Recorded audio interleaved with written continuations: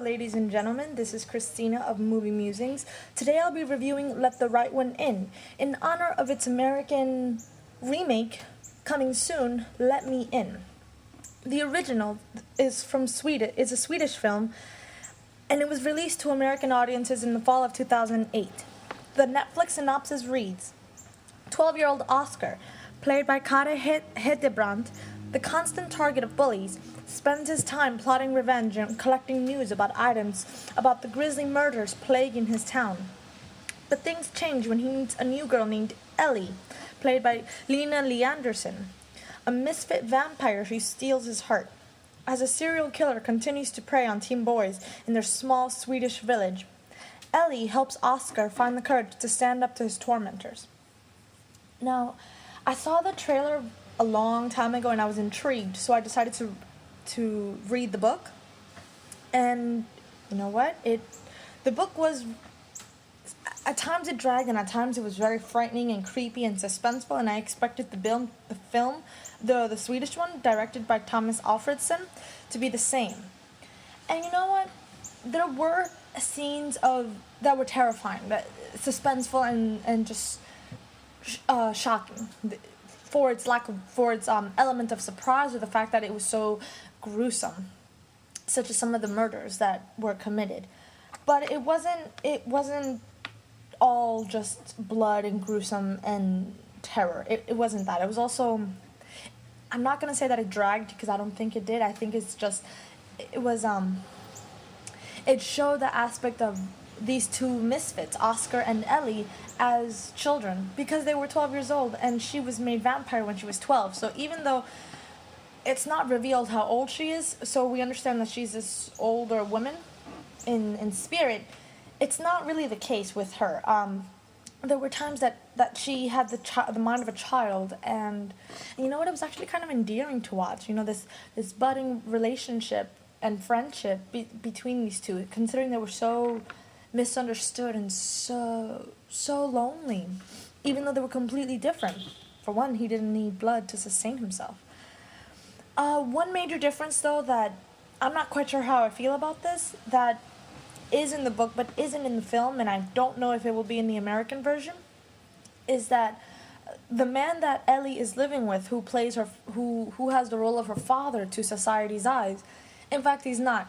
In the book, he's he has like this idolatry towards Ellie. He feels that he's not a pedophile because she's not a little girl. She's a woman trapped in a little girl's body, and he worships the ground she walks upon. He lives his life for a caress from her or anything of that nature. And you know, there were like pedophilic elements to that. It was a little weird to read, but you didn't see that at all in the movie. It's like at one point they hint that he's in love with her, but it stops right there. So it's up to you to decide what to make of it. As for the forming relationship, the blossoming dynamic between Ellie and Oscar, it was endearing, as I said earlier. It was just like as if there were just two kids, both a bit shy, getting to know each other, and you know, just understanding each other, because they're both outcasts in different ways. You know, he's bullied by everyone and he never fights back, and I wondered why did he never fight back. And when he meets her, she encourages him and she gives him the strength and the support to stand up for himself, and she offers him her help. Of course, he doesn't know what she is until much later, but he accepts her anyway. You know, they do go through their troubles, but it isn't forced and it isn't insincere. It's dare I say heartwarming. You know, this little child vampire and little outcast kid, totally accepting each other. For all these reasons, as well as the cinematography of the film, which takes place the location for the book and the film is in this very rural Swedish town during the 80s. You know, it's the 80s because the Rubik's Cube. I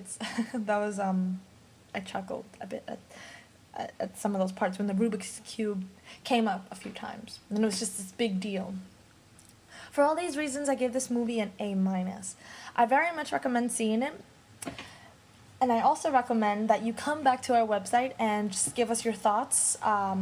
Also, if you would like us to review a movie on your behalf, we would be more than happy to. You can let us know through our YouTube channel here on Movie Musings, or you can email us at christinasarajo@gmail.com, and we would do that we would be more than happy to do that for you in a timely manner. I also look forward to reviewing the American adaptation of this gem of a film called Let Me In. When it comes out, I look forward to reviewing it, and I look forward to hearing your comments about them.